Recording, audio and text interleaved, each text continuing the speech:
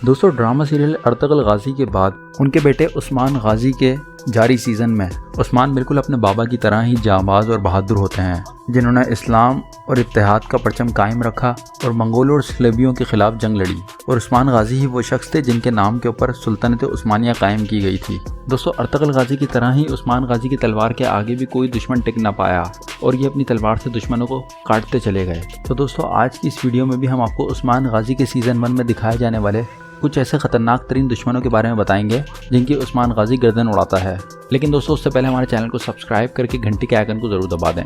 कालानूस। दोस्तों कालानूस सोफिया के खास कमांडर में से एक कमांडर था। सोफिया ने इसी के जरिए अपने खावन को भी कत्ल करवाया था और इल्जाम उस्मान पे लगा दिया था। फिर उस्मान से ये बर्दाश्त न हो सका और उस्मान भेस बदल के ईसाइयों के किले में घुस गया।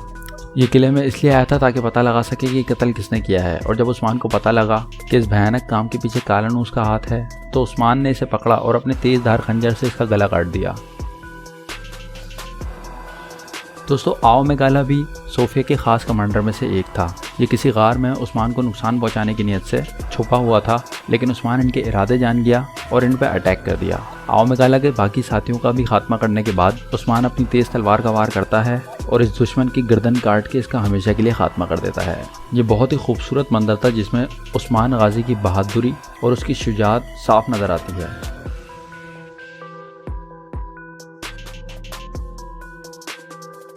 सोबाताई। दोस्तों सोबाताई एक मंगोल कमांडर था और इसने ईसाइयों के साथ मिलकर उस्मान गाजी के किले पे हमला किया था। लेकिन क्योंकि उस्मान को पहले से ही खबर हो चुकी थी तो वो कबीले में ही पूरी तैयारी के साथ घात लगाए बैठा था।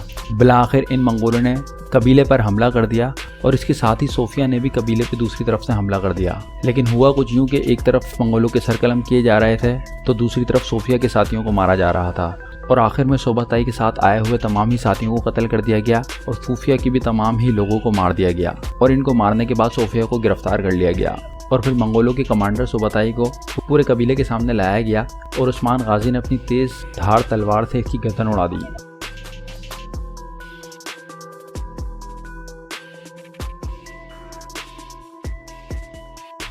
अलीशार। दोस्तों अलीशार भी मंगोलों का कमांडर होता है। दोस्तों ये मुसलमान तो था लेकिन मुसलमान बराए नाम ही था। ये मुनाफिक मंगोलों का हर हुक्म मानता है, जिसकी वजह से उस्मान गाजी ने इस मुनाफिक को पकड़ लिया और फिर इसका हमेशा के लिए खात्मा करने का इरादा कर लिया।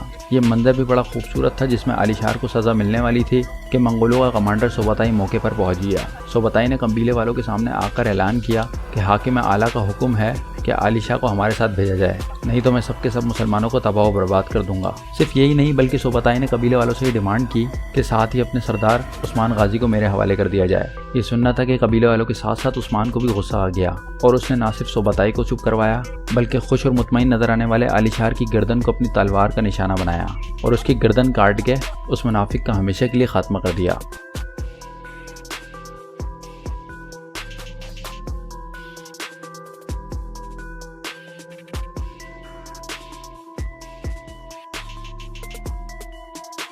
बालागाय भी मंगोलों का एक कमांडर था। इसने उस्मान गाजी के खिलाफ अपनी एक चाल चली और उस्मान गाजी को घेरे में ले लिया। लेकिन उस्मान गाजी भी अर्तगल गाजी की तरह नहायत ही ज़मीन शख्स था और वो ऐसे किसी के काबू में आने वाला नहीं था।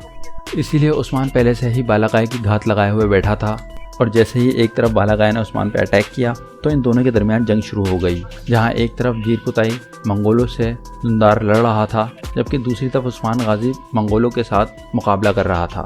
गोकतोक जख्मी तो हो गया लेकिन जीरकुताई को मारने में कामयाब हो गया। दूसरी तरफ उस्मान गाजी बालागाय से लड़ ही रहा था कि एंड टाइम पे वहाँ सोफिया पहुँच जाती है। दोस्तों क्योंकि बालागाय ने सोफिया पे बहुत जुल्म किए थे तो सोफिया उस्मान से कहती है कि इस जालिम का मर जाना ही बेहतर है और उस वक्त बालागाय ने भी सोफिया को बहुत बुरा भला कहा और जैसे ही अचानक बालागाय उस्मान गाजी पर तलवार का अटैक करने ही वाला था तो उस्मान ने अपनी तलवार हवा में लहराई और बालागाय को दरमियान में से चीर दिया। ये देखकर सूफिया भी बहुत ज़्यादा खुश हुई और इसके बाद इस्लाम का एक बड़ा दुश्मन अपने अंजाम को पहुंच गया।